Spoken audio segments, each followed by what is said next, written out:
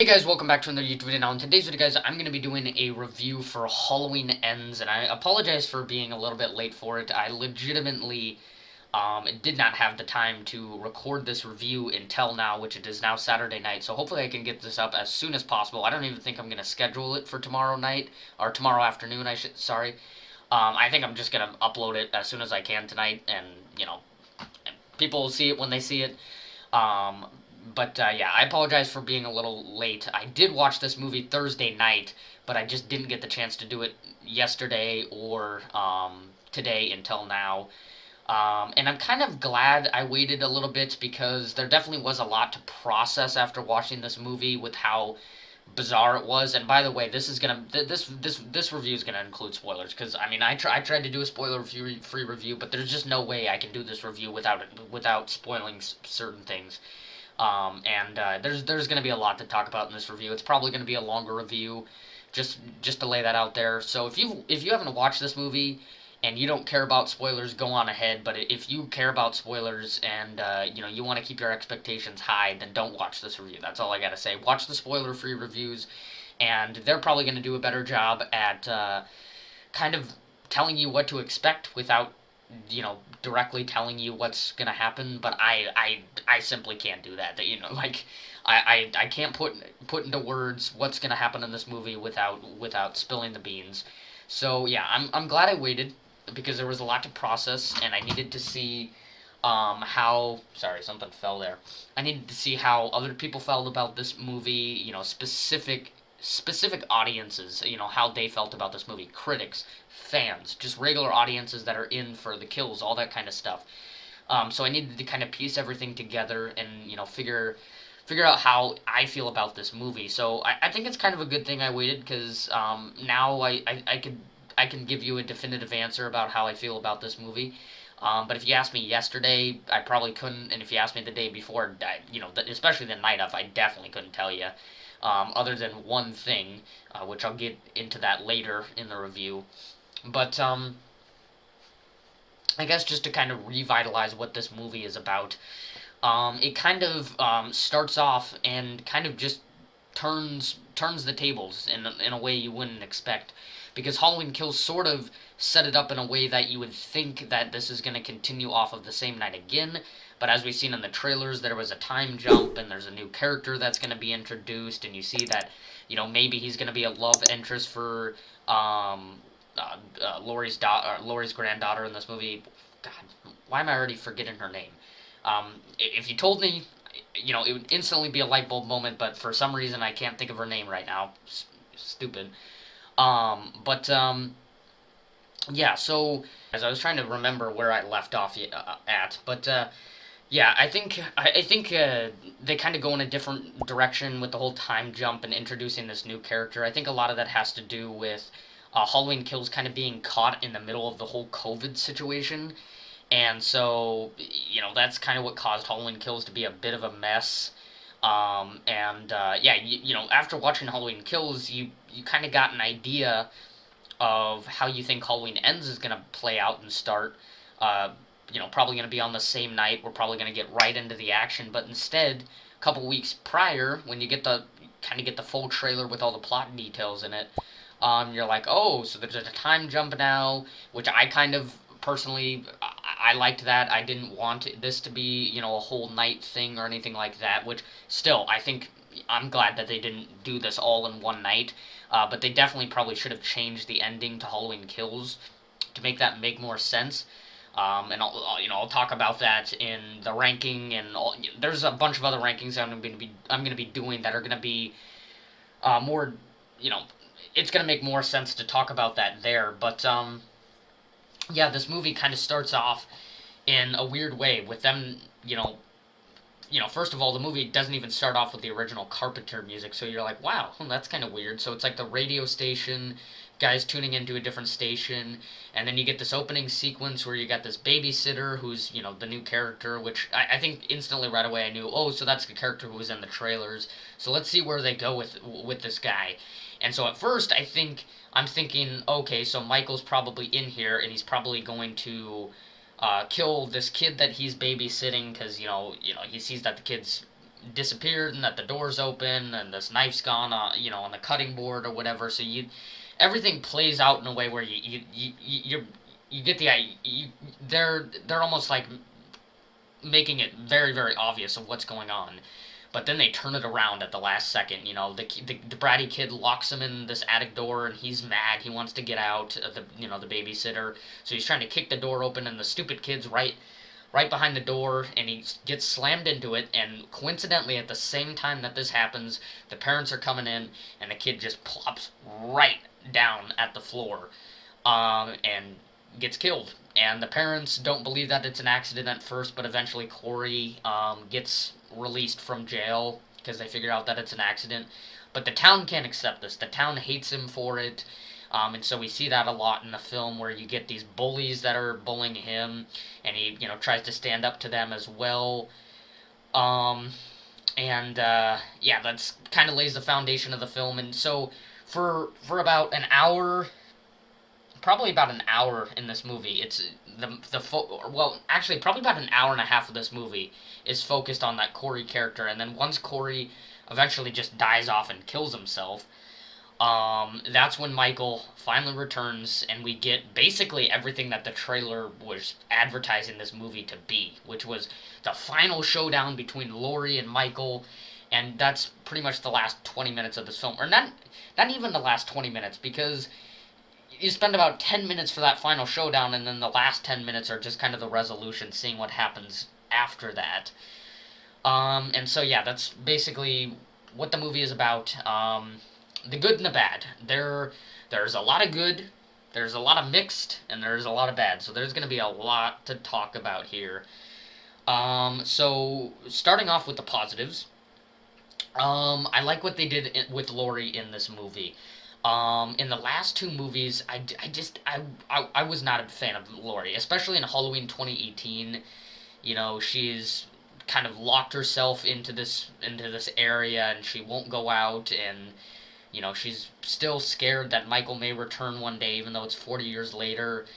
And she's just very paranoid about this, and she's kind of cold-hearted and passive-aggressive towards everybody. And in Halloween Kills, and she's still like that, but you get even more of stuff that I don't like, where she's talking like she's Shakespeare. She's talking about Michael like, the more he kills, the more he transcends, and all this other stuff. And I'm just not a fan of that. In this movie, it feels like Jamie Lee Curtis. Not necessarily Laurie Strode, but it feels like Jamie Lee Curtis. It feels like her personality, and you can actually relate to this woman. And she's moved on. 4 years later, she's moved on from Karen's death and all this kind of stuff, and she's taking care of her granddaughter. And also you get a bit of Kylie Richards in this movie a little bit, which I'm not mad at that, she because was kind of left as a background character in the past two movies. She was Lindsay in the original Halloween, sure, but I don't think she needs to be this big role in these legacy sequels exactly. So I kind of like how she's just this kind of subtle background character that's hanging out with Laurie and her granddaughter. I kind of like that. She adds to those scenes where they're all having a conversation with each other, and this is a believable conversation that's happening. This is definitely one of Laurie's best performances in the Halloween franchise, probably. Just with how relatable her character is, just how understanding, just believable. Like, she's moved on. She's not this just passive aggressive, cold hearted lady who's talking in the Shakespearean language like she was in Halloween Kills, which she's not the only one who's doing that in Halloween Kills. There's other characters who are doing it as well, but it's just a really big pet peeve of mine. And yeah, in this one, I love her the best. She's kind of flirtatious towards Hawkins in this movie, which I kind of like. And she's just going out grocery shopping, getting vegetables, doing all this just regular stuff that you've never really seen Laurie ever do. And then she's standing up for Corey in the movie at some point. Well, later, obviously, that changes. But she's just such a humane character. Like, they finally just humanized her, and she's just a regular grandmother in this movie, and I love that. It's just so good. And also, I like what they did with her granddaughter. God damn, why can't I think of her name? I just need to look this up so I don't have to say granddaughter the whole movie. I don't know. As soon as I see the name, I'm going to know it right away. Allison. There we go. Allison. I also like what they did with Allison in this movie. I think in the last two movies, she just didn't get enough. We didn't really get enough of her character. I mean, sure, in Halloween 2018, she was in high school. She was dating these boys, and it's kind of just put in there to give us like a status quo, like, hey, what's going on with Allison right now? So we didn't really get to see Allison's character until now, where she's developing this relationship with Corey, and I can fully understand why she would be interested in Corey because she can empathize with him and how he feels because the town hates him for the event that happened. But with Allison, it's kind of in a different way. Nobody can view Allison as a normal person because she survived the Michael Myers incident and all that kind of stuff, and she can sort of empathize with Corey for that reason. So I really like what they did with Allison in this movie. And I really have no issues with the whole Corey plot itself, other than the fact that they kind of just kill him off in the end, or wait, he just kills himself in the end, um, for whatever just so that they can bring Michael in finally and just end this thing off. So I really have no problem with the plot that they had in this movie, and I'll talk about why it's a bit of an issue when I get into the mixed and the negative stuff. But it's a very intriguing story. I'll tell you that much. Like, I could have if I didn't like the story, I would have been totally bored most of the movie. By the end of the movie, I would have been like, finally, Michael is fighting against Laurie. But instead, I was actually really, really intrigued and invested in this storyline. Yeah, I was kind of sitting there like, when is Michael gonna tie into all this? Like, when is the final showdown gonna happen? Like, they better not just be lying to us about this whole entire movie. But I wasn't just constantly looking at my clock because I was so bored. Like, I was invested in this storyline. But I'll tell you why it's a bit of an issue, and I'm sure you can see how it's an obvious issue when I get into the mixed and the negative stuff. But what else do I like about this movie? I like the kind of subtle Easter eggs that this movie has. Um, with the font, and then because the fonts, if you've been paying attention, the fonts are supposed to represent the first three Halloween movies. So Halloween 2018 goes off the original John Carpenter. Halloween Kills goes off of Halloween 2. And in this movie, it was very, very noticeable. Like, when I saw the font for the first time when I was watching this movie, I was like, wow, that's different. Usually it's like an orange Times New Roman font, but instead it's like this slanted, like italicized blue font. And I was like, that reminds me of Halloween 3. And yeah, that's the idea of what they went with there. So I don't know if that's hinting that this movie was also supposed to be like Halloween 3 in a sense that it kind of has its own anthology story for a big portion of it, and so it's trying to be this kind of different movie. Maybe that's the direction that we're going in. But I'm not really sure. There's tons of different reasons why they just threw in this plot line, and I'm pretty sure it's just because there were complications with COVID, and it kind of left Halloween Kills in a weird place, and so they had to throw in this story that they probably had in their heads for a while, but they weren't sure really where to place it, and so now it's like too late, and they're just like, well, we gotta throw it in there now. So I don't know. There's so many different things that could have happened. Is there any more positives that I have to say about this movie? I don't think so. Those were kind of the main things. So getting into the mixed category, um, a few things that I'm not really a huge fan of, but they're not necessarily like negatives for me. I think it's a little bit weird that Michael Myers is just hiding in these sewers after 4 years. Like, again, I'm not really sure what happened after Halloween Kills, like why everything was decided to be changed. I can't provide an answer for that. But we ended up with Michael Myers being caught in these sewers for 4 years, and presumably this hobo's been roaming around as well, because he's saying like, hey, don't go in there. If you see this man in there, be careful or whatever. Because in the movie, there's this like hobo that's under this overpass where Michael Myers is hiding in these sewers, and it's really really weird.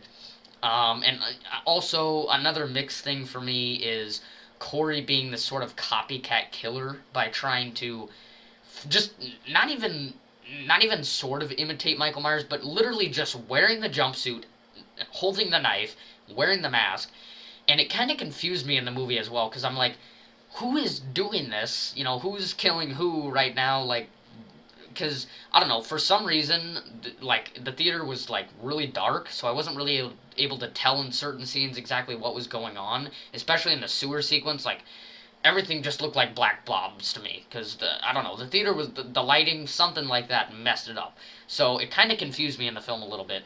So I don't know. I'm not really a huge fan of Corey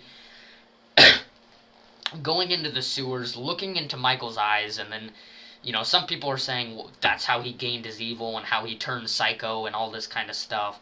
And then he goes after he just directly goes after the mask. Like he goes into the sewer, and he's like, I need something from you. And then he starts trying to take the mask off of Michael Myers, which I'm pretty sure he eventually successfully does, so that he can just fully imitate Michael in towards the second act of the movie, or I guess I should say, kind of the final act of the movie. It's kind of I don't know where I would place it. Kind of towards the end of the movie where he's starting to kill people off, and then we're heading towards the final showdown. Yeah, so I'm not really a huge fan of that. You know, Michael Myers is just this weak old man. It kind of makes sense, but after Halloween Kills, and now after Halloween Kills, he's just this unstoppable, you know, unstoppable man, and then in this movie he's like this old crippled dude, and then he's trying to work his way out of it, and it's just so weird. And then they make you think that they're gonna do some kind of like tag team thing in this movie, or like this is gonna be his sidekick in the movie or whatever, but really he's just kind of teaching him how to kill. I don't know. It's kind of weird. But then eventually, towards the end of the movie, they finally establish like, hey, Michael at the end of the movie is like, hey, this is my fucking movie. Get the hell out of here. I'm gonna wear this mask. Like, so. Um, they kind of fix that towards the end just a little bit. And was it? Was there any other mixed things for me? Um, I guess I don't know. This is sort of a mixed and sort of a negative. This is something that I'm gonna have to ponder on probably for a whole nother year. Because after a year after watching Halloween Kills, I think I've finally fully set in stone and established like how I feel about Halloween Kills. So it's probably going to take me like a year to fully establish how I feel about Halloween Ends, and especially with this aspect, which I think is the most controversial aspect to this movie, and what was the difference maker for people with how they felt about this movie. Because you're going to have some people who tell you this is the worst movie ever made, this is the worst Halloween sequel, worse than Resurrection, whatever. Um, in my opinion, those people are just full of crap. Um, but it's definitely what separated people who said that this movie was bad, but it wasn't necessarily the worst Halloween sequel, and the people who were like, I actually kind of like the direction that they went with in this movie. And I'm in this kind of odd in between. I'm not really sure if it was a good idea for them to put in the whole Corey um, storyline into the last movie of the franchise, quite frank. Well, it's supposed to be the last movie of the franchise, but mainly just this trilogy. I'm not sure if it would have worked better for putting it in a Halloween Kills, or in this movie. I'm not really sure why they even made that choice in the first place. I know I talked about that earlier, but I'm really curious why they went with this storyline in Halloween Ends. And I think overall, I wish they would have done it in Halloween Kills, because that ultimately would have made Halloween Kills a way better movie, and it would have made it look even better watching Halloween Ends, because then you can see, oh, how you can see how they kind of tie together. And I think it would have just been better for the timeline as a whole. So it doesn't necessarily make Halloween Ends bad, because it's a very intriguing storyline. It's written very well, all that kind of stuff. But its placement is just odd. And it just feels like we should have had more of Michael in this movie, especially with this being the last movie. And it's just so strange when you have Michael finally being here to fight in the last 10 minutes and eventually gets defeated. I said this isn't a spoiler-free review, so eventually gets killed off. They throw him in the car crusher or grinder or whatever it was. So it's just so weird being the last movie of this trilogy and maybe the franchise for a while, and Michael doesn't really show up until he doesn't show up in full capacity till the last 10 minutes of the movie, and then just gets defeated. It's just really, really odd, the placement of it. I don't think it ruins the movie for me, but it ruins the timeline for sure, and I'm going to talk about that in the timelines ranking, because I'm going to be doing a timelines ranking, so stay tuned for that. So yeah, it's just a really, it makes the reviewing this movie really hard, and it's definitely, like I said, definitely what separated people from loving or hating this movie. Very few people are in between with this movie. I'm kind of leaning towards I think this is still a good movie, and overall I'm satisfied with how things ended. And I guess that is the other positive that I forgot, and that I'm going to conclude this review with. Overall, despite all the mumbo jumbo and bizarre stuff, like I said, on the initial reaction, I was like, this is the most bizarre Halloween sequel that I've ever watched, and yeah, I'm gonna stick with that, because when I watched this movie in the theater, for the first hour and 20 minutes, or however long it was, when we're getting this whole Corey story, I was like, this is really weird. What's going on? When are things gonna turn? When's the final showdown gonna happen? Um, but overall, they didn't do what I was hoping they wouldn't do. Like a week before, when I said, my thoughts and concerns for Halloween Ends, I said I want them to be decisive, and they did be decisive. They killed off Michael, and I was like, either way, if they kill off Michael, they kill off Laurie, I was like, I'm okay with it. I just want them to be decisive. I want them to end this trilogy and not leave it in a position where, oh, there might be another Halloween sequel because technically Michael's not dead and all this kind of stuff. No, I wanted them to be decisive, and they did do that. There's no getting Michael back from getting grinded up into, small little bits. There's just no way that's gonna happen. And the resolution after that, even after he gets killed, and they throw him in the grinder, and the whole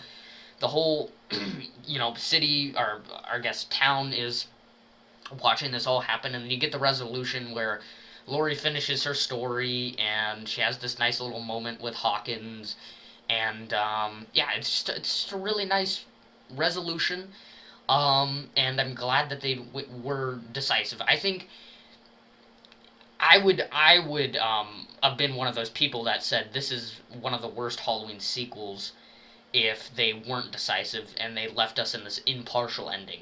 But because they they um, they did everything that I basically wanted them to do within the last 20 minutes, no matter how late it was, they did the job that I wanted them to do, and that's what satisfied me. Those last 20 minutes are what absolutely saved this movie for me. I still don't think I would have hated this movie if they didn't kill either of them off, or they, you know, killed off Laurie. So, now Michael's still alive. So, will there be a sequel? Will he go after somebody else? I think I would have definitely had this a lot lower. It would have been kind of me um, before I started to really like Halloween 3, where I'm like, Michael's barely in this, and then they end it with one of the worst endings ever. I think I would have had that kind of situation with this movie. But because they were decisive, and they did basically all that I really wanted out of this movie, I was satisfied. And it wasn't the best final showdown. It was pretty um, it was pretty brief, if I'm gonna be honest. But it was enough for me to be satisfied. And overall, I think that's review. So what am I gonna give this movie out of 10 on Rotten Tomatoes? Moment of truth, I gave this movie a 3.5 out of 5 stars. And yeah, I think I'm gonna give this movie a 7 out of 10. Obviously, that would equate to a 7 out of 10, and I think I'm gonna give this movie a solid 7 out of 10. I don't think it's anything more than good, but it's nothing less than good. So it's not okay, it's not great, but it is just simply good. It did what it needed to do, and that's all that really mattered for me in the end. So I'm pretty satisfied with where things fell, like I told you the first night, and yeah, that's pretty much it for the review. So stay tuned for the cornucopia of other Halloween content that I'm going to be releasing the rest of this week and next week. I'm going to be doing a scores ranking, a timeline ranking, an actors ranking, a films ranking, of course. There's going to be a lot of Halloween content that's going to be coming. This is not it, so stay tuned. I'm definitely going to have fun doing these rankings. I had fun with the mask ranking, so I think I'm gonna have a lot of fun with these other rankings as well. I was actually gonna do some of these rankings last year when Halloween Kills was released, but I was like, I'll wait another year when Halloween Ends comes out. I think it would make a lot more sense, and so I'm going all out. Halloween Ends is released, so why not go all out and do all the rankings? We're probably not going to have to do another one of these rankings for 10, 20 years, maybe, whenever they make, another Halloween movie, which is probably going to happen, let's all be honest. So, yeah, stay tuned for that content. And other than that, like and subscribe, guys, and I'll see you next time.